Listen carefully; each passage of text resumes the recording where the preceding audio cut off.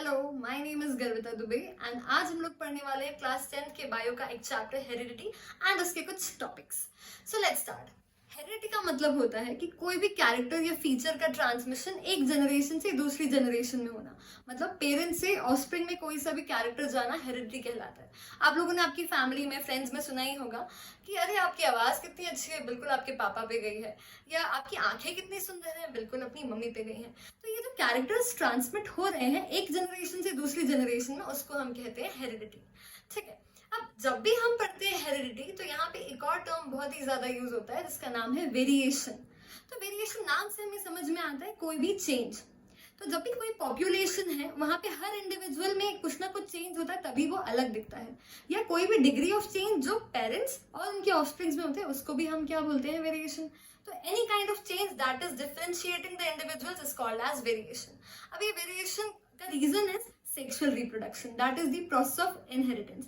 जब भी biparental reproduction होता है तो वहां पे two kinds of genetic configuration एक साथ मिक्स हो रहे हैं, और ये मिक्स होंगे तो कोई ना कोई डिफरेंट कैरेक्टर तो अपीयर होगा। तो दैट इज वेरिएशन।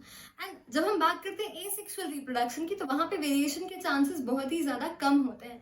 एंड ये कम क्यों होते हैं? क्योंकि यहाँ पे जेनेटिक कंपोजिशन हर जनरेशन में सिर्फ कॉपी होती जाती है। तो sexual reproduction is the inheritance procedure जिसके कारण वेरिएशन होते हैं, क्योंकि वहां पे क्रॉसिंग ओवर होती है। नेक्स्ट हम देखेंगे कि वेरिएशन की इंपॉर्टेंस बहुत ज्यादा है। फर्स्ट इंपॉर्टेंस इज कि एनवायरनमेंट में आपको अडॉप्ट करने के लिए वेरिएशन इज वेरी नेसेसरी।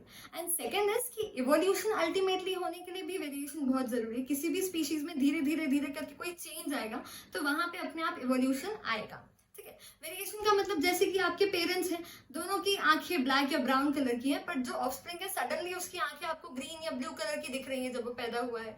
तो यहाँ पे आपको ये चेंज दिख रहा है, वेरिएशन दिख रहा है। तो ये चेंज क्यों आया है? That is because of the sexual reproduction procedure.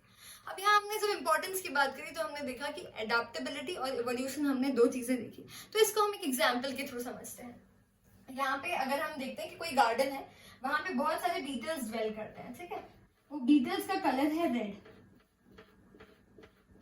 ठीक है। एंड कुछ वेरिएशन होता है, वहां पे ये बीटल्स रहते हैं, मीटिंग करते हैं, खाना खाते हैं, जो भी करते हैं अपना साथ में रहते हैं। यहाँ पे वेरिएशन आता है और कुछ डिटेल्स का कलर क्या हो जाता है, ग्रीन कलर का हो जाता है। क्या हो जाता है? ग्रीन कलर का चेंज हो जाता है। अब यहाँ पे एनवायरनमेंट है, कुछ ना कुछ चेंज तो होगा, और उसमें हमको जीने के लिए कुछ ना कुछ हमें चेंज लाना पड़ेगा, कुछ वेरिएशन करना पड़ेगा ताकि हम अडाप्ट कर पाए और वहां पे सर्वाइव कर पाए। नहीं तो नेचर हमको सिलेक्ट नहीं करेगा। तो यहाँ पे ग्रीन कलर के बीटल्स हैं और ग्रीन कलर के बीटल्स हैं और रेड कलर के बीटल्स हैं। अब मैंने बात करी कि गार्डन है तो ऑब्वियसली क्या होगा, उसका बैकग्राउंड ग्रास वाला ग्रीन कलर का होगा। तो यहाँ पे पॉपुलेशन अभी किसकी ज्यादा है? रेड वालों की ज्यादा है, और ग्रीन वालों की पॉपुलेशन क्या है? कम है। अब कोई प्रीडेटर आता है तो ग्रीन जो बैकग्राउंड है वहां पे ऑब्वियसली उसको रेड कलर के जो बीटल्स है वो इजीली दिख जाएंगे, और उनको क्या करेगा, वो पिक करके खत्म कर देगा। और ग्रीन वाले जो होंगे वो ग्रास में छुप जाएंगे, तो वहां पे वो दिखेंगे नहीं। ठीक है। तो यहाँ पे ऐसे क्या हुआ, ये वेरिएशन के कारण, यहाँ वेरिएशन आया, इनका कलर चेंज हुआ, तो इनकी पॉपुलेशन, ग्रीन वाले जो बीटल्स थे इनकी पॉपुलेशन इंक्रीज हो गई और रेड वाले बीटल्स की पॉपुलेशन डिक्रीज हो गई। तो because of variation they were able to adopt to the surrounding environment.